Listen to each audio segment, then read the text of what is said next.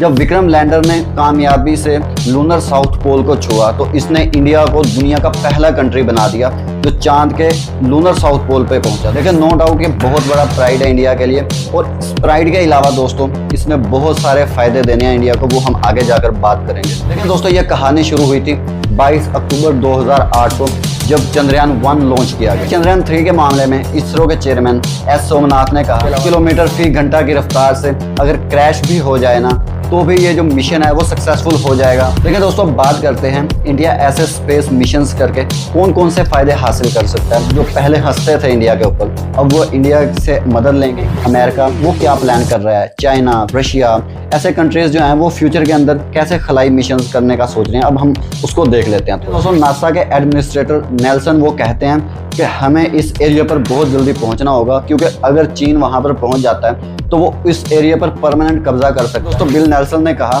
कि lunar south pole पर astronauts को भेजना इतना आसान नहीं होगा जो 1969 के अंदर नील आर्मस्ट्रॉन्ग पहुंचे थे। अब वैसे हम इंडिया पाकिस्तान तो बहुत करते हैं, हर चीज़ के अंदर कंपैरिजन करते हैं, तो हम क्रिकेट से ऊपर भी कुछ सोच लें।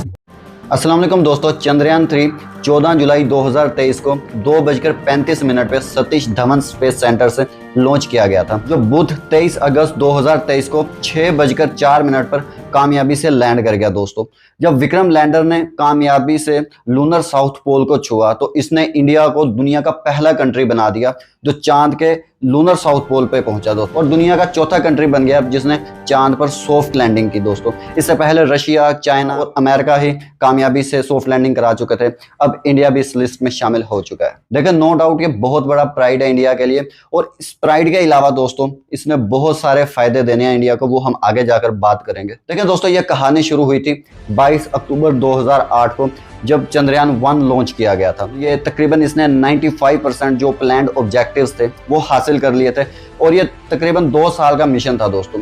लेकिन सूरज की शुआओं की वजह से स्टार ट्रैकिंग सिस्टम वो ओवरहीट हो गया था, जिसकी वजह से ये मिशन जो है वो खराब हो गया था, खत्म हो गया था वहीं पे दोस्तों। लेकिन दोस्तों इसके बाद चंद्रयान 2 जो 22 जुलाई 2022 को सतीश धवन स्पेस सेंटर से लॉन्च किया गया था, लेकिन इसके अंदर वो आखिरी लम्हात के अंदर लैंडर लूनर ऑर्बिट में दाखिल होने के बाद लैंडिंग गाइडेंस सॉफ्टवेयर में खराबी की वजह से क्रैश लैंडिंग हो गई थी दोस्तों। लेकिन इस मिशन से बहुत कुछ सीखने को मिला था। देखें दोस्तों हम चंद्रयान 2 को पूरी तरह से फ्लॉप भी नहीं कह सकते, क्योंकि जो सैटेलाइट है वो आज भी लूनर ऑर्बिट पे मौजूद है और वो काम कर रहा है। देखें दोस्तों चंद्रयान 2 में जो भी गलतियां हुई उनको सही तरीके से सबसे पहले उनकी निशानदेही की गई, और उसके बाद उन पर सही तरीके से एक्सपेरिमेंट्स किए गए, और उसके अलावा बहुत सारा काम किया गया, और उसके बाद चंद्रयान 3 मिशन जो है वो बहुत ज्यादा कामयाबी के चांस बन गए इस चंद्रयान 2 के फ्लॉप की वजह से। दोस्तों वो देखते हैं वो क्या थे। लेकिन चंद्रयान 3 के मामले में इसरो के चेयरमैन एस सोमनाथ ने कहा लैंडिंग का जो सबसे अहम हिस्सा होता है, जब जो ऊंचाई होती है वो 30 किलोमीटर से भी कम रह जाती है, उस वक्त से लेकर जो फाइनल हतमी लैंडिंग होती है वो सबसे मुश्किल अमल होता है दोस्तों। उस वक्त स्पेसक्राफ्ट को हॉरिजॉन्टल पोजीशन से वर्टिकल पोजीशन के अंदर लाना होता है, और ये दोस्तों बहुत मुश्किल अमल है, ये कोई आसान अमल नहीं होता। बड़े बड़े जो भी मिशंस होते हैं, जो पहले चंद्रयान 2 वो भी इसी अमल के अंदर ही फ्लॉप हो गया था, और जो इसराइल का मिशन है, जापान का मिशन है, वो भी इसी कंडीशन के अंदर, इसी हालत के अंदर जब वो आखिरी लम्हात लैंडिंग के आते हैं तो उस वक्त दोस्तों वो फ्लॉप हो जाते हैं, सॉफ्टवेयर के अंदर प्रॉब्लम आ जाता है, कहीं ना कहीं कोई ना कोई प्रॉब्लम निकल आता है दोस्तों। लेकिन दोस्तों ये सारा प्रोसेस स्पेसक्राफ्ट को हॉरिजॉन्टल से वर्टिकल पोजीशन के अंदर जब लाना होता है तो उस वक्त जो मैथमेटिकल कैलकुलेशंस लगती हैं वो सबसे मुश्किल और इंटरेस्टिंग प्रोसेस होता है, जो सोमनाथ ने कहा दोस्तों। खैर दोस्तों ये बहुत कामयाबी के साथ ये मिशन सरंजाम दिया जा चुका है। देखें जो चंद्रयान 2 के अंदर गलतियां हुई थी और जो चंद्रयान 3 के अंदर जो तब्दीलियां की गई थी, अब हम उसको देखते हैं क्या वो तब्दीलियां थी दोस्तों। देखें दोस्तों लैंडर को ये कैपेसिटी दी गई थी, अगर जो लैंडिंग एरिया है अगर वो सही नहीं है उसको वो तब्दील कर सके, और ये दोस्तों जो पहले जो रेडियस था लैंडिंग के लिए वो था 2.5 किलोमीटर, और इसको बढ़ाकर 4 किलोमीटर कर दिया गया दोस्तों। देखें अगर किसी भी वजह से अगर मिशन सही तरह से कामयाब नहीं होता और कोई भी प्रॉब्लम्स आ जाती हैं, रॉकेट इंजन सही से फायर नहीं करते, और इसके अलावा किलोमीटर फी घंटा की रफ्तार से अगर क्रैश भी हो जाए ना तो भी ये जो मिशन है वो सक्सेसफुल हो जाएगा, और इसके अंदर इतनी कैपेबिलिटी थी दोस्तों, ये बहुत इंप्रूवमेंट थी दोस्तों। और इसके अलावा इस मिशन के अंदर बड़ा फ्यूल टैंक इस्तेमाल किया गया और ज्यादा सोलर प्लेट्स इस्तेमाल की गई ताकि किसी भी तरीके की कोई प्रॉब्लम ना आए दोस्तों, और ये सारा मिशन कामयाबी से इंडिया ने हासिल कर लिया, और जो कि इंडिया के लिए एक बहुत बड़ा एजाज है। देखिए दोस्तों, अब बात करते हैं इंडिया ऐसे स्पेस मिशंस करके कौन कौन से फायदे हासिल कर सकता है और इंडिया की इकोनॉमी को कैसे बूस्टअप मिल सकता है, ये सारा कुछ जानते हैं दोस्तों। देखिए दोस्तों, खलाई मिशन से ऐसे फायदे हासिल होते हैं जो हम हर रोज इस्तेमाल करते हैं, जैसे बैनुल-अक़वामी खलाई स्टेशन पर रिसाइकलिंग से पीने का साफ पानी। इसके अलावा स्टारलिंक जैसी खिदमत दुनिया भर में तालीम के लिए इंटरनेट तक रसाई फराहम करती हैं। सोलर पावर और हेल्थ टेक ने भी तरक्की की है। इन खलाई मिशंस ने हमारी लाइफ को कितना ज़्यादा आसान कर दिया है। लेकिन दोस्तों, ऐसे मिशंस करके इंडिया को बहुत फ़ायदा होने वाला है। वो कैसे?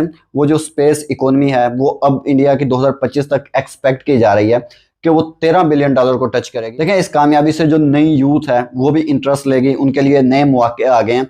अब वो भी स्पेस रिसर्च पर काम करेंगे और इंडिया और ज़्यादा तरक्की करेगा और टेक्नोलॉजिकली एडवांस हो जाएगा। 2013 से स्पेस कंपनीज में प्राइवेट इन्वेस्टमेंट $272 बिलियन तक थी। अब इस वक्त आलमी स्पेस इकोनॉमी $546 बिलियन तक पहुंच चुकी है, जो 10 सालों में 91% से भी ज्यादा है।